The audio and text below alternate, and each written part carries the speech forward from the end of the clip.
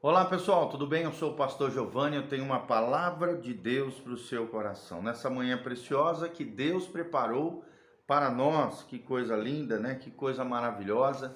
É a palavra de Deus, a Bíblia Sagrada, o texto das Sagradas Escrituras, para aquele que realmente quer aprender mais e mais como viver uma vida que agrade o coração de Deus. E aqui em Provérbios, capítulo 4, versículo 5, diz o seguinte, aqui Salomão ensinando seu filho, da mesma maneira que ele havia aprendido do seu pai, o grande rei Davi. Sempre lembrando que Jesus é filho de Davi, ele veio da descendência de Davi, ele faz parte da promessa da aliança davídica, de que da descendência de Davi procederia o Messias, o prometido a Israel, um grande rei que governaria e o seu reino seria sempre eterno, seria o reino maravilhoso do nosso Senhor Jesus de Nazaré. Quando é que Jesus vai reinar dessa maneira?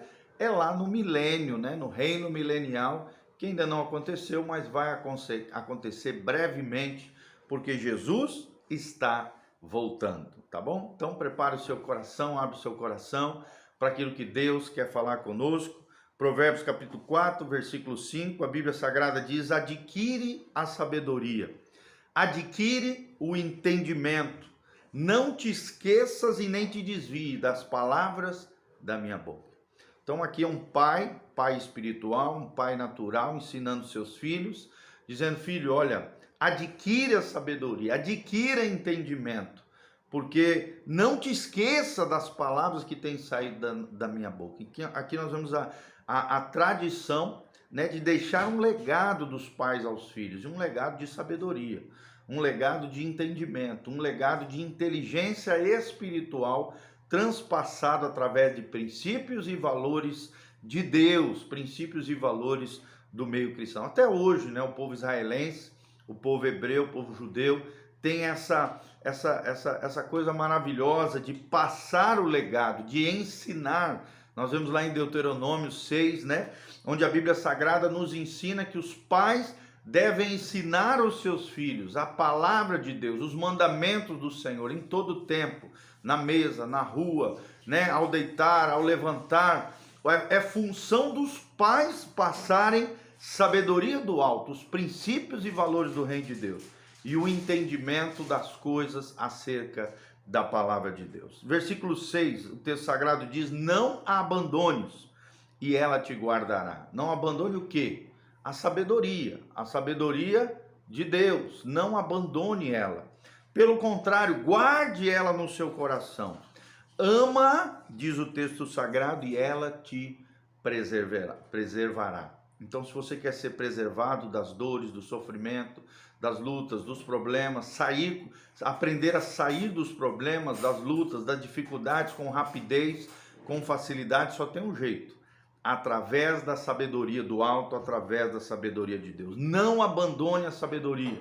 Nós já falamos que a sabedoria personificada é a pessoa de Jesus de Nazaré. Não abandone Jesus, porque nele está toda a sabedoria de Deus. Ele é a própria personificação da sabedoria. Ele é o nosso modelo de vida, é o estilo de vida do verdadeiro cristão. Por isso nós temos que ler a Bíblia, por isso nós temos que conhecer os evangelhos, para sabermos como é que Jesus reagiria nas determinadas situações, nas contingências da vida, diante dos caminhos que a vida nos impõe. Como é que Jesus escolheria, o que Jesus faria nessa e na determinada situação. Agindo como Jesus, vamos estar agindo debaixo da sabedoria de Deus, da sabedoria do alto. Ela nos guardará. Se nós amarmos essa sabedoria, tanto a pessoa de Jesus, que é a personificação da sabedoria, como a própria sabedoria, o conhecimento de Deus, né, que está na palavra de Deus, aplicado no nosso dia a dia. Nós temos ensinado sabedoria, ver a vida do ponto de vista de Deus. Sabedoria é enxergar a vida com as lentes celestiais, com as lentes da eternidade. Ela nos guardará, ela nos preservará de tantos males que a vida humana e a experiência humana coloca diante de nós. Versículo 7, ele continua dizendo: a sabedoria é coisa principal. Ou seja, priorize ela, priorize a leitura da Bíblia, priorize a oração na tua vida, priorize o jejum, priorize a adoração, Priorize a comunhão com os irmãos. Hoje nós vemos em tempos de pandemia, muita gente abandonando as igrejas, muita gente só querendo assistir o culto online. Tudo bem, querido, isso é maravilhoso, só que tem que ir na igreja, tem que frequentar as igrejas, tem que ter comunhão com os irmãos. Você não pode ter uma fé virtual, né? Agora nós estamos vendo até algumas igrejas entrando no metaverso. Que isso? Como se fosse um mundo de fantasia, um mundo fora da realidade. Isso não é de Deus. Deus é um Deus que quer ver os seus princípios e valores no chão da vida, como algo concreto no nosso dia a dia. E a fé cristã só é possível em comunidade. A fé cristã é a fé do uns aos outros, das relações. Tanto é que eu coloquei isso na missão da nossa igreja, para que nós nunca venhamos a esquecer que igreja são relacionamentos. É um relacionamento com Deus, é um relacionamento com a nossa família, é um relacionamento com os nossos irmãos, e são relações também com o mundo perdido, com aqueles que ainda não conhecem Jesus, a fim de ganhá-los para o reino de Deus. A missão da nossa igreja é que Cristo seja o centro, que a palavra de Deus seja o fundamento, e nós nos dedicaremos aos relacionamentos. Então, coloque a sabedoria e essas 6 disciplinas espirituais: leitura da palavra, oração, jejum, comunhão com os irmãos, adoração e o serviço às pessoas para a glória de Deus. Coloca isso, essas disciplinas espirituais que vão trazer a sabedoria do alto sobre a tua vida. A sabedoria é coisa principal. Adquira. Se tiver que investir valores, né, recursos, faça isso. Compre bons livros. Compre uma boa Bíblia todo ano para que você possa rabiscá-la, né? Ao mesmo tempo ser um novo tempo de Deus na sua vida. A Bíblia se renova a cada ano, a cada dia. Muito importante isso. Adquira sabedoria pela palavra de Deus. Se cerque de pessoas sábias ao seu redor. Coloque ao seu redor pessoas maduras, pessoas sábias. Não adianta a gente ficar ao redor de pessoas que só falam besteira, que não fala nada que edifica, que não fala nada de coisas que realmente vão fazer você crescer no Senhor. Se cerque de pessoas mais sábias do que você, mais inteligentes do que você, mais preparadas do que você. Você é a média das pessoas que estão ao seu redor. E além disso, seja você uma boa influência para as outras pessoas, adquirindo a sabedoria do alto. Um pregador norte-americano certa vez disse: o único problema da minha vida é a falta de sabedoria. Você vai ver que todos os pecados, todas as dificuldades que o homem enfrenta, a maioria delas é fruto da falta de sabedoria. A falta de sabedoria promove dores desnecessárias, sofrimento sem sentido. Não deveria acontecer na vida da pessoa. Tudo isso por causa da falta de sabedoria. Sabedoria é coisa principal. Adquira ela, pois a sabedoria, diz o texto, sim, com tudo o que possuis, adquira o entendimento. O brasileiro não tem esse costume, né? O brasileiro lê em média um livro por ano. E geralmente não é nem livro, é revistas, é jornais, é gibizinho. Então nós temos que aprender muito com os países desenvolvidos. A média de leitura de livros, por exemplo, na Europa é 14 livros por ano.